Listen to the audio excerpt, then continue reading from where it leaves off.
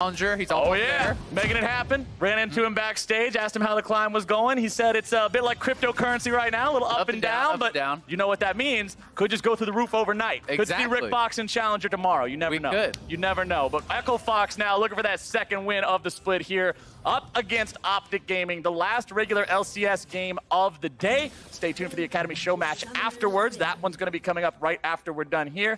And it looks like Echo Fox and OpTic aren't going to be doing anything too special here at level 1. Electrocute being run by Scarlet on the Vladimir here. We saw this yesterday. More powerful for the all-ins in the trading. Not quite going to have as much utility in the team fights as a phased rush would.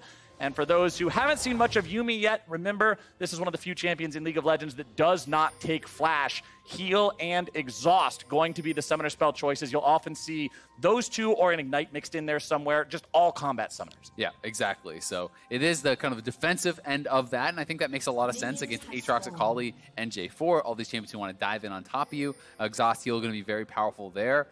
Disregard some of these rune choices. I don't think this is double Hail of Blade. I think that is, a spectator error. I also would be surprised. Hail of Blade's Rakan would be something else, man. It would be something else. And not a good something else. I have been informed that those are both Hail of Blades. Really? That is real. That is not a spectator error. It is double Hail of Blade, which leads me to believe this has to be a laning strategy for hard going in on them, level 1 and level 2. Exactly. So if you do actually have the W right here, as Deadly Plumage has been actually selected, you get the attack speed on Rakan as well. So with double Hail of Blades, you could theoretically, we're kind of talking about Yuumi being attached and not trading autos, well, you both walk up and you just are slapping them with the autos really quick in kind of that 2v1 type of spot.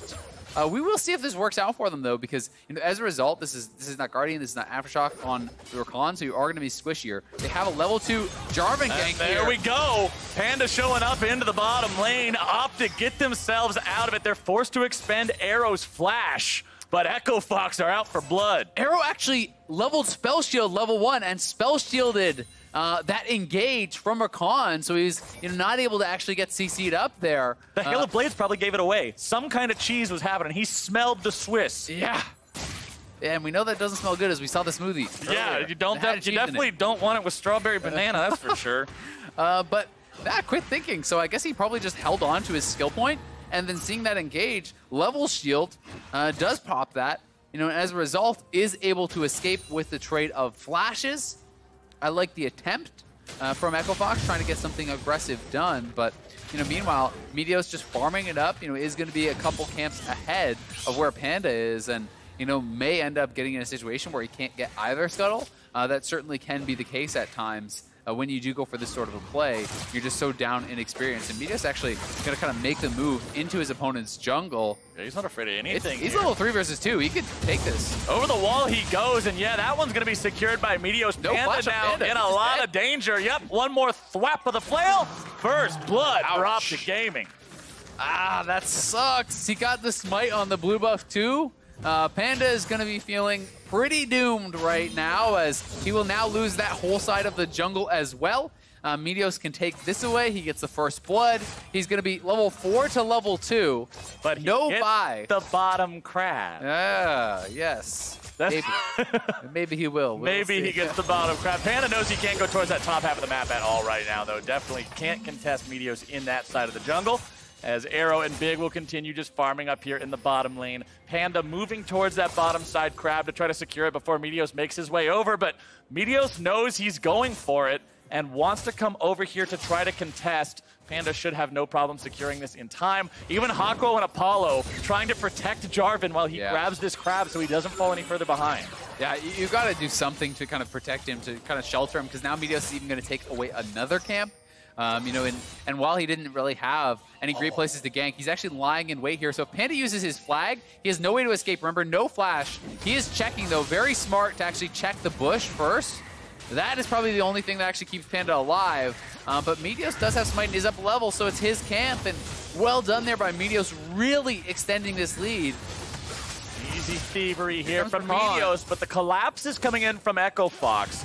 Hakuho makes his way over, but considering Meteos can just dash over the wall, it's no big deal. Yeah, and Meteos held on to the Q. He never used that aggressively because he knew that a roam could be coming over, from Fenix or potentially from Hakuho. So intelligently holding on to that.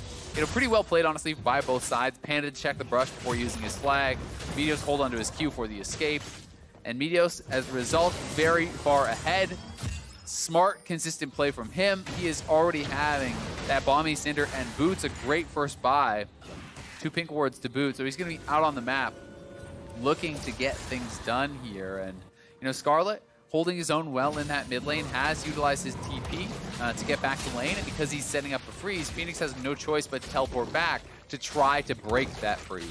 Meteos will continue farming up now. Panda's just happy to not have Meteos in his side of the jungle anymore.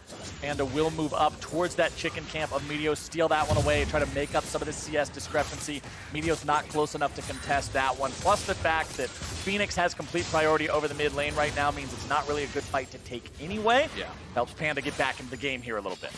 Yep, exactly. I mean, Vladimir is a very kind of slow-paced early game, and there's Hakuho using that Hail of Blades, so, to his credit, getting a couple of those autos off there. After the engage, he jumps forward with the W, but Big avoids it, reattaching to Arrow, and then he's just going to try to harass with the autos. So if you can force Big to actually be attached to Arrow, and you can both be getting your autos off at the same time, Gleaming Quills, Hail of Blades, those autos become pretty effective.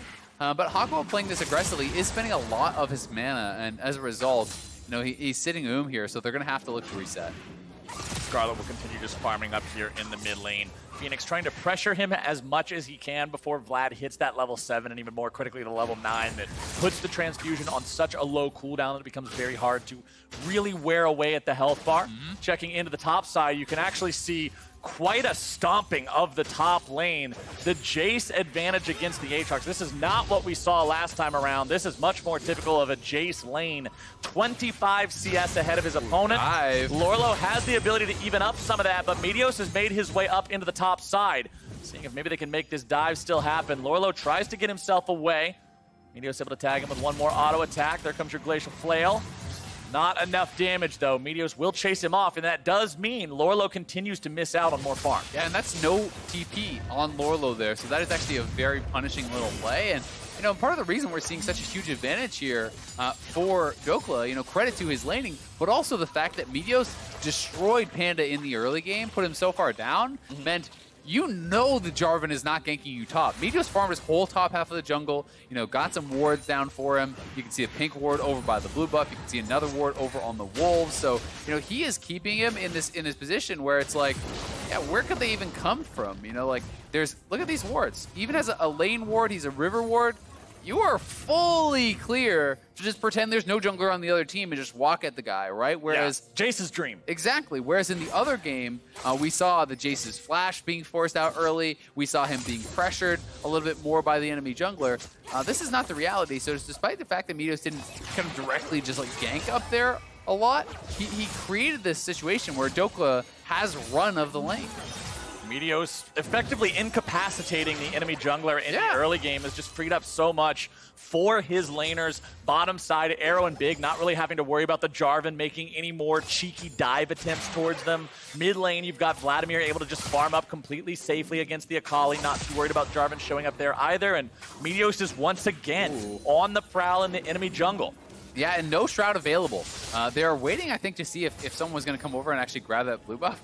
Lourlo even defending him while he takes it. That is how scared they are of this Sejuani. And Meteos laying in the way here. I don't think he's going to be able to get too much done. Panda already used the flag, and that means Meteos felt comfortable firing off the ultimate. Panda steps back up. He'll take the wolf at least, but you got to be happy getting that summoner spell from the Jarvan. Yeah, getting the flash was great. Meteos still had his smite, so could have actually used it. May have wanted to hold on to it, to try to grab this Gromp. He probably could have actually leashed the wolf back towards the camp a little bit and made that more difficult for Panda, but still, another great move for Meteos in a game that has been pretty chock full of them. So, things looking good for them. And again, locking down that Jarvan. The Jarvan has not been able to really do much of anything, and being even as a Sejuani at this point in the game with a Jarvan is going to feel really good. Sejuani generally has a lot more powerful team fighting. So Meteos is going to be really, really happy about the fact that he has gotten a lead, protected his Jayce, 30+ CS in the top lane for Dhokla. That is a slamming, and with only the one kill, they are up 1,500 gold as a result. Yeah, OpTic looking real good here in the early game. Meteos specifically on this Sejuani, just being exactly what you want your jungler to be. Echo Fox is in a spot where Panda's pretty much having to say, there's nothing I can do against this guy 1v1. People have to rotate and help me if he shows up, because otherwise I have to concede everything, which now puts the laners in an even worse spot. Yeah. Your Aatrox is already stuck underneath turret. The last thing he wants is his fucking hotline going off, saying, hey, I gotta come over here, leave my turret, come help you at the wall. Yes. Yeah, this is not a situation that feels salvageable for Echo Fox in the early game, and OpTic are now the ones who feel so good about where this game is going. Echo Fox have found an avenue, though. Going after the Cloud Drake, some early game movement speed will help out with these rotations to see if maybe they can get the drop on OpTic. Yep, and you know, thankfully for Panda, he's at least been able to find some farm, trying to close the gap in that regard. But as you can see, Dhokla chipping away at this top lane turret. You know, 1 and I would say a third plates left over, so he's pretty close to actually knocking that down. They could try to play towards that top side, look for a Rift Herald. You know, the 1 plate remaining is going to be pretty easy to knock down. They could try to go for this, but I think you want to wait for the minions to be pushed up. Meteos may try to stop this base though, because that alone is very annoying for Lourlo, and he's going to ward to try to keep himself safe. But if you stay around, Meteos is for sure going to try to come in and threaten this. Dive still probably going to go off here top lane. 1 minion left alive. Meteos able to make his way onto the enemy top laner before he can get out alive. And the Aatrox changes to World Ender means no assist, no kill, no reset. Meteos gets himself over the wall. Fenix can't quite find the damage, and now Scarlet will continue over the cliff to take him down. Bad goes to worse there for Echo Fox, as they are so far behind off of these plays. And you can see how effective Sejuani is on those turret dives. You know, the Fury of the North, that passive, giving you the additional armor, then he procs the Aftershock, and you can just tank up the turret for so long. There's very little chance of actually being able to trade back, and with Meteos tanking that on Sejuani, Dhokla just ignores the turret and runs straight at him. The gold lead is going to be absolutely monstrous now. Hey. Yeah, like that is huge, and the worst part about it is how much is just in the pockets of Dhokla. Lourlo is going to be having an absolutely awful time here. You're just massively behind. Just about 6,000 gold on Dhokla compared to the 3,600 on Lourlo. That is an absurd lead for the 1v1. So watch this one more time. Meteos making sure he's going to get aggro first. Hits the Q. Aftershock is now up. There is no escaping that. The turret deals very little damage, so not much chance of a trade kill. Then Phoenix says, all right, I got to get something done here. Is able to hit his full combo, but the R over the wall misses after the initial skill shots did hit. And when that misses, Meteos is going to survive. Scarlet is there to clean that one up. And Dhokla is now at the point where he's onto his second lethality item too. Yeah. You get the early tabby on Aatrox to nullify that first lethality item from Jayce, but then no more armor is going to be built for a long time. It's Cleaver into Death's Dance, some of these typical bruiser items with just health, if anything. And that means the lethality stacking is really going to start to shred away at those defenses. It certainly is, and it's nice to see that, you know, Dhokla expanded this lead by himself, you know, after Meteos had kind of put down Panda, and then Meteos says, well, great, if you're actually winning this much, I will play the top side. And so Meteos playing up to that top side, you know, helping to extend that advantage even further. You know, this is a game that you can just win purely through top lane if you want to commit to that sort of style. I think it's going to be great, and now they're looking for Apollo here. Bottom side, Arrow not quite able to go any further onto Apollo there, who pops the ulti to keep himself safe, but OpTic also able to drop Shelly in the mid lane. Yeah, she got off a headbutt and immediately died, but it's before 14 minutes, so that's 320 gold for a headbutt. Exactly, and that is why you saw Meteos just drop that. It may have seemed a little bit kind of arbitrary, but I think, you know, it's totally worth just grabbing that guaranteed goal. It's chip on the turret in mid lane as well, and as a result, turret plates fall. You are 3.4, 3.5k ahead around there right now, so certainly sitting at a very, very nice advantage. And you can see most of those leads are just concentrated on the top side of the map. Yuumi all just going to be used a little bit defensively here, trying to keep the health on that turret pretty high. And really, as Arrow and Big, your job now becomes get carried. Play defensively. Do not make this game, you know, about you. You don't have to do anything special. You just have to chill while your Jayce, who's like a full item ahead, just walks down top lane and makes Lourlo have no fun. Pretty easy job overall. Just have a good time, sit bottom lane, don't get 4v2 dived. Echo Fox trying to make that last bullet point a little bit more difficult than it has to be though. Yuumi firing off the prowling projectile just to try to ward them away, but considering they have the numbers advantage they do, it won't do much. Echo Fox ties up the turret count now 1-1. Still down about 3,000 gold. Dhokla still doing this the entire time. Fast enough to step out of the way of the change there from Lourlo, getting their second proc. As look at the damage. That's the electrocute that the Vlad build does. Yeah, and Scarlet still has his ult, and Fenix has no shroud. So Fenix, you gotta be careful. Oh my God. Oh, that was close. Yeah, that is lethality on someone with no armor. Dhokla ridiculously strong at this point. So great, you know, it was a good proactive play from Echo Fox to go bot lane. They send 4-man there, but you show your jungler, you show your mid laner. That means Dhokla just walks up to tier 2 and starts hitting it. Scarlet walks up mid lane and starts hitting that. So, you know, bot lane is playing defensively, and I think this is a nice adjustment from OpTic, you know, really kind of showcasing that they can be a little bit more dynamic than sometimes, you know, people do talk about them as you know, they normally are always playing towards mid lane, but Crown is out. They're playing towards top, and Dhokla has the matchup and has had that success in the early game to dictate it. And what a change for this team, man. This is a team that in previous splits, we always wondered, well, what do they need to do to really find their successful way of playing League of Legends? They had this top laner that liked to play things like Yorick, but then they never invested into him. Bottom lane seemed to be having some communication problems. Meteos was needed everywhere, and you can't go everywhere. Crown was still adapting to being in the team. And then Summer Split, it's like everything just fell into place. All these puzzle pieces just got turned 90 degrees to the side, and they all fit together. The picture makes sense, and OpTic Gaming just feel like such a different team. Yeah, they really do, and it hasn't just been wins against lower tier teams. They have been taking down some of the top teams in the league as well. They have been getting some of those quality wins. I would say, you know, them and CLG right now are two of the teams that have kind of really stepped up and taking down some of those big dogs, so to speak. For two squads that didn't even make playoffs last split. That is a huge turnaround, and certainly is exciting, I think, for the league as well, because you know, you end up with such a higher quality of games overall when there are more competitive teams, when you know more of these squads can take down each other on any given day. And that's what we were talking about coming into the split, is you had the big three at the top of TSM, C9, and Team Liquid that many people considered above everyone else. And then Golden Guardians and FlyQuest were sort of in this pole position to try to challenge them. That was what everyone's perception was.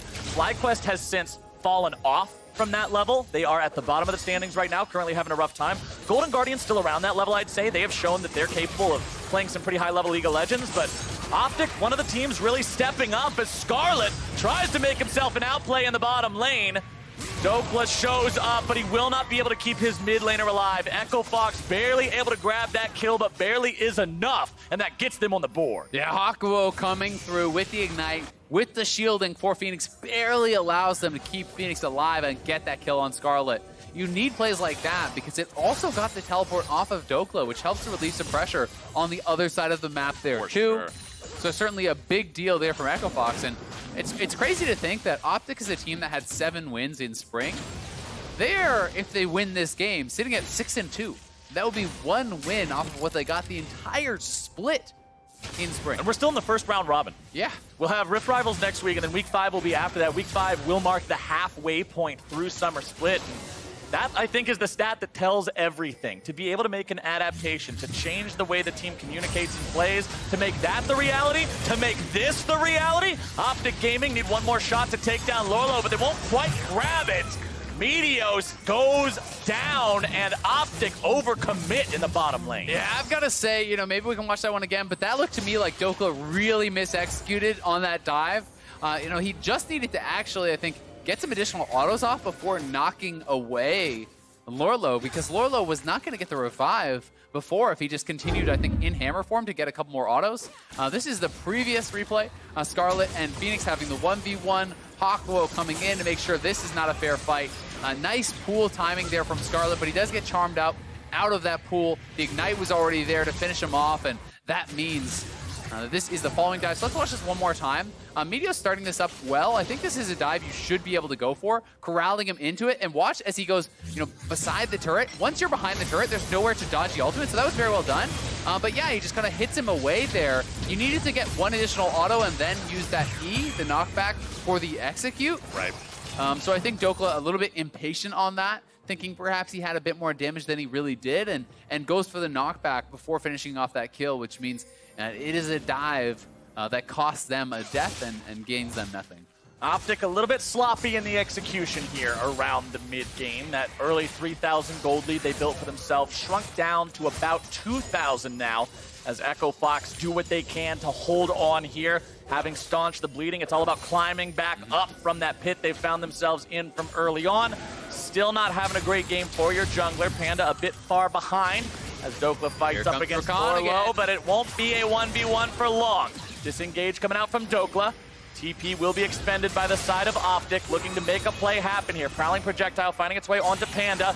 Meteos moving forward, not going to find the stun onto anyone. Lourlo trying to get himself away. He's in the World Ender, but he doesn't have a reset just yet. He's going to get one here in a moment. Scarlet is taken down. Lourlo goes into the reset now, and oh boy, did OpTic mess up. Echo Fox will find 4.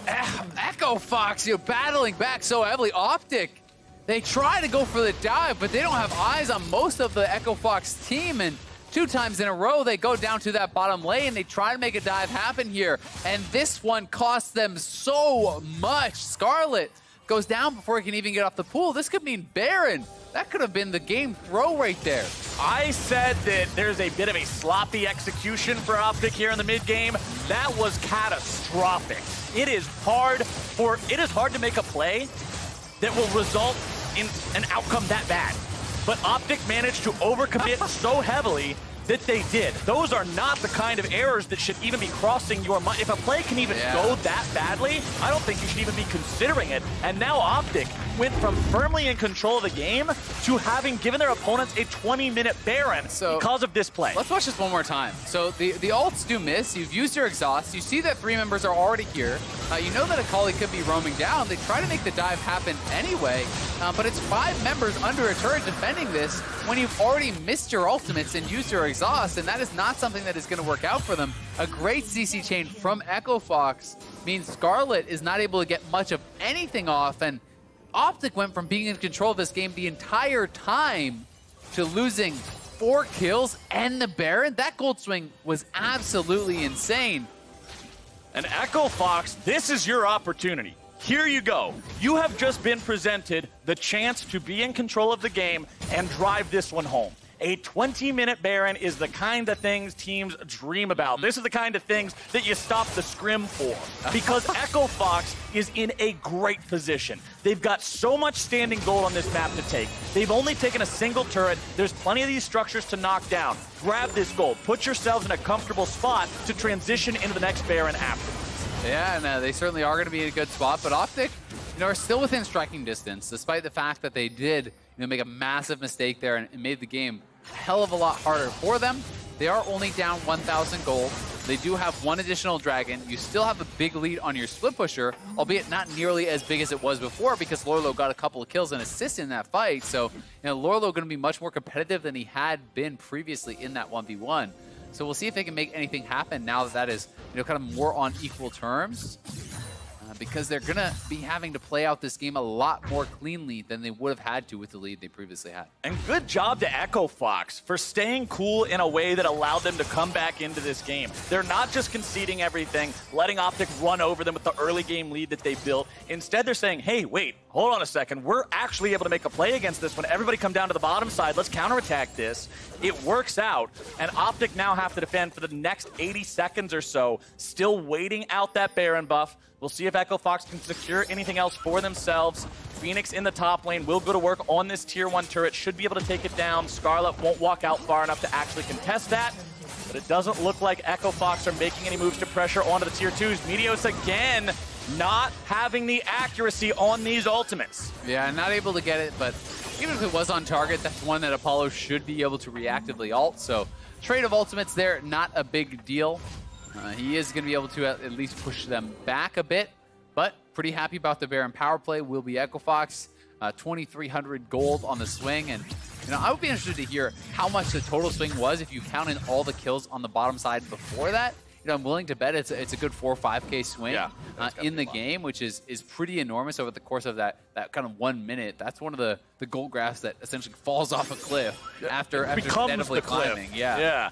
Very, very difficult situation. We'll see if OpTic can have the same mental I was applauding Echo Fox for having now. Once you've thrown the game, it's important to acknowledge, hey, that was bad. Yeah, we messed up. Still a very close match overall. Still only 2,000 gold apart. If Echo Fox found a way to get back into the game, you can find a way to get back into the game. They have the tools. They have the engage. You've got the scaling of a Vladimir and a Sivir. Yeah, exactly. Vlad, Sivir, Sejuani.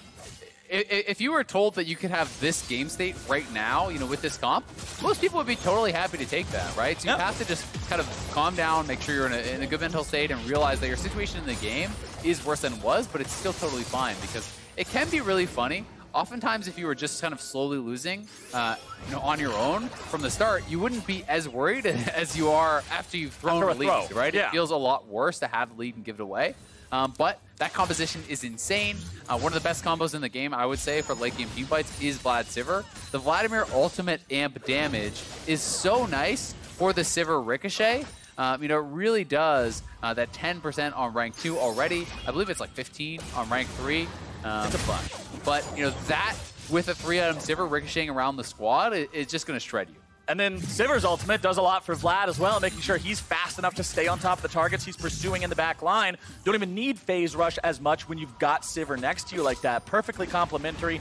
Either one of them can also be attached to by the Yuumi to make the dives that much scarier. And as long as Meteos can hit one of these big Sejuani ultimates, it could start off the fight that they need. But over on the other side, Lourlo has recovered from his disastrous early game. He is on the 2-item power spike for Aatrox with the Cleaver and the Death's Dance. Has stopwatch in the inventory as well to make sure he doesn't get blown up before getting a reset. Plenty of team fight potential also there for Echo Fox. Yeah, they're going to go in on Arrow here. Arrow does get himself out of that one, making sure that he pops the flash to escape it. Echo Fox tried to pull the trigger, but nothing to really find when Arrow's on point with the Summoner spell. Yeah, good flash out, and now that is no Cataclysm and no Ultimate Armor Con for this potential Dragon fight, so you know, OpTic may have priority around this area. I think that Echo Fox will just make the call off of that to just give it up and try to attack again once Arrow, you know, has no flash still, and you have your ultimates back. So I think that is a smart play there. But certainly one of the things that is concerning for OpTic is the lead that Apollo has developed down here in the bottom lane. Well over 2,000 gold ahead. He is already on his 3 items. Having completed that Infinity Edge is going to be much more powerful. And we were talking earlier about in the game about how it's fine for Arrow and Big to be behind because the rest of your team is so far ahead. You just need to chill and farm. That's less the case now because they gave away that big lead. And now it does matter when the rest of your squad isn't ahead. The Sivir kind of needs to be a bigger threat, needs to have that additional damage. So Arrow is going to have some catching up to do. Yeah, 2,500 of the 3,000 gold separating the teams is actually the 80 carry difference so far. Pretty daunting when you put it in that sort of a perspective. Difficult for OpTic to deal with that one when they are behind on the item. We'll see if they want to wait and farm up, get that Infinity Edge for Sivir before picking a big fight. Worth noting, though, that Vlad does have Proto Belt and a stopwatch of his own and a Spellbinder that's almost on full stacks. That means his teamfight power is huge if he gets onto that back line. Yeah, Spellbinder plus the Electrocute, that's kind of one of the best ways to really amplify your first punch, your kind of one combo. Can be exceptionally strong. You know, it really does add a lot of additional AP, up to, what is it? I think it's capped of 100 stacks. It's about like 80 AP, something along those lines, that you can add. And that can be extremely powerful in combination with the Electrocute if you time that well. Use the Protobell active for that additional damage. So it's kind of less consistent DPS than something like some of the other options that you can go, but it does make your engage very powerful, and also the added move speed can be really strong in combination with the Sivir, in combination with the Yuumi speed up. So you know his first engage will be powerful. All right, Meteos engaged on now. Pretty tanky guy on the front line here, but with Yuumi protecting him, he's still in a pretty good spot. Fenix going to be taken down to 1/3 there by Dhokla off to the side. Dokla's early game advantage still making him a guy you do not want to deal with in a 1-versus-1 situation. Continuing to chase after Fenix, zone him away from the rest of the Echo Fox squad. Yeah, Baron is alive. Meteos has Warmog, so if you don't actually kill him unengaged, chip damage doesn't matter at all, right? And he's right back to full. Big with a good disengage with the ultimate. Makes it really hard to continue to chase into that. If you get rooted up, you can start getting shredded by the rest of them. But they're TPing in. They want this fight. Phoenix is behind. Hakuho tries to go in with a quickness, but he's not able to find anyone there with the Rakan. Scarlet enters into the pool, and now the counterattack comes out. OpTic Gaming trying to make this one go the distance. Panda's going to be taken very low as Apollo's taken down first. Panda follows him into the abyss, and it's 2-0 for OpTic. Yeah, great engage there, and Dhokla flashing forward, getting so much damage off on Apollo. Hits the Shock Blast, so Scarlet's ultimate can finish him off. The solo laners coming up big to follow up on Meteos' nailed ultimate, and now they will be on to the Baron, and they have more than enough damage to knock this one down. OpTic Gaming, I said it earlier, all you need is one of these Meteos ultis to really connect, and the team can follow it up, and now they're the ones with the Baron. They're the ones back in the gold lead yet again, and they're the ones who are in the driver's seat of this game. Let's take another look. Yeah, so Fenix coming in here, with his TP flank, but not able to find anything, and then Meteos hits the ultimate. Apollo not able to react in time. The Vladimir ult was already down. Then you see the Shock Blast coming through from Dhokla, amped by that Vladimir ult, and the expiration of that Vlad ult does get the killing blow. Now they are Baron buffed up. The Zhonya's is completed here for Scarlet, and Arrow just going for a Hex Drinker here, not deciding to go straight for that IE. He actually has Hex Drinker and Stopwatch. He's saying, all right, guys, you can do enough damage. I just need to survive in this fight. I need to make sure I'm not going to get one shot. And OpTic are looking for the most possible power right now. OpTic got to be having some Scrooge McDuck dollar signs in the eyeballs right now, looking at all these standing turrets outside of the Echo Fox base. 4 turrets left to take. The tier 2s and tier 1s still standing. I mean, there's lots of ways to capitalize as they'll find a kill onto Panda. Looking to go even further. Scarlet likely going to be killed off here. Goes into the stasis, looking to buy a little bit of time. Dhokla makes his way into the fight, but they've got the reset onto Lourlo. He'll look for even more, but he goes into the resurrection. Fenix going into the stasis, but so is his opponent. Now it's going to be Lourlo coming back to life. Hakuho having to retreat here yet again. Echo Fox wants to disengage. Apollo goes into that Feather Storm. He's able to bait them back. OpTic continuing to go forward. Apollo continuing to kite. Meteos is down. Echo Fox has won their fight. They're going to get the loot pinata too. See you later. Triple kill Apollo. Apollo cleaning up. What an insane fight. So many stopwatches used, and by such slim margins. Echo Fox coming out on top there, and now going to be able to push down mid lane. All of the Baron buffs knocked off of OpTic. They're going to lose the Infernal to boot. And look at that negative Baron power play. Now 2,000 gold in the deficit from that power play. They are going to be losing this inhibitor tower here as well. Echo Fox fighting back. That was on par with the bottom lane dive for OpTic mistakes that go in Echo Fox's favor. Fox is doing a very good job of punishing these and outplaying in the fights. Yeah, they certainly were. I think it's reasonable for OpTic to take the fight, though. They were in a pretty good spot. It felt like, hey, maybe we can look for something. You can see Dhokla pretty far away. That's your biggest concern. Then Fenix comes in from behind. They got the initial kill, but the turn was so strong here. Scarlet going to be pushed down. Dhokla just now arriving as Fox get the execute. And then the reset here from Lourlo. He gets a revive. They still have a full health bot lane. Stopwatch is being used everywhere to avoid death. Then Apollo, this is, I think, where the biggest mistake comes through. He still has the ultimate kiting back with that. More stopwatches coming down. The Feather Pull rooting up multiple members, knocking them down as Fenix had his Shroud come back up and is able to kill off Arrow. The fight was a 1-for-2 before that, so it's not that bad looking, but once you get to that point, chasing into Apollo, that felt like the same decision-making as the bottom lane turret dive, where it almost feels like sunk cost fallacy. They're saying, oh, we already committed so much to this, it has to turn into more. Go after the AD carry. And OpTic Gaming just go too far. Yeah, and that's one of those cases where sometimes you just lose track of cooldowns, right? And they probably did not track the fact that he still had his ultimate that late into the team fight. And look at the item differential here between these two marksmen.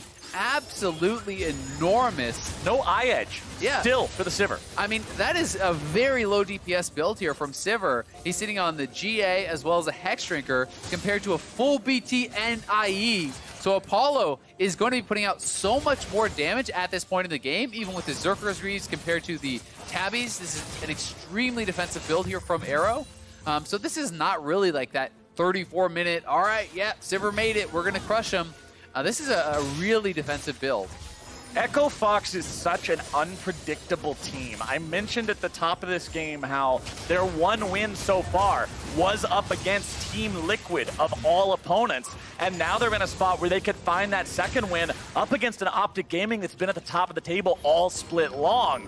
This team has the potential to hit those high highs. They just have to even them out with the lows we've seen them experience as well, because their punish game has been on point. Yeah, it certainly has, you know, and that's one of those things. You need to be able to have consistency. You need to be able to execute in these important moments of the game to really capitalize on any sort of mistakes. You can see enormous difference in these guys. Hey? Yeah, that is absurd.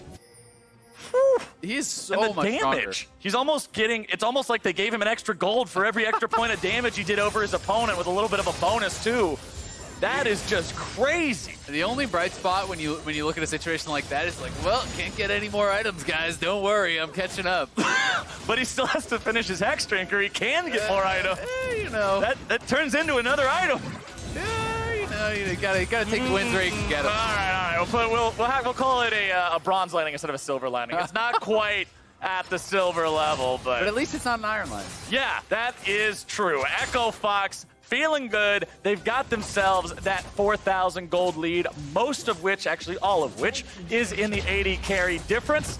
As top side, that tier 2 turret's gonna fall. That means the tier 3s left standing in the side lanes are those remaining objectives for Echo Fox to target. Next Baron coming alive right now. Next Drake will be Elder, spawning in a little over 1 minute as Echo Fox heads the Baron pit. Yeah, Echo Fox are gonna be starting up this Baron. OpTic is coming over here. They are gonna be grouped up. You can see Fenix, though, on the flank here, wants to try to go in. Oh, baby, Dhokla's gonna be the target, and that is a big pick to start things off with. Scarlet having to retreat now, too. OpTic's trying to back away, but Lourlo's into the back line. All he needs is his reset, and he's gonna find it. Apollo's on a rampage, and OpTic are cut to pieces.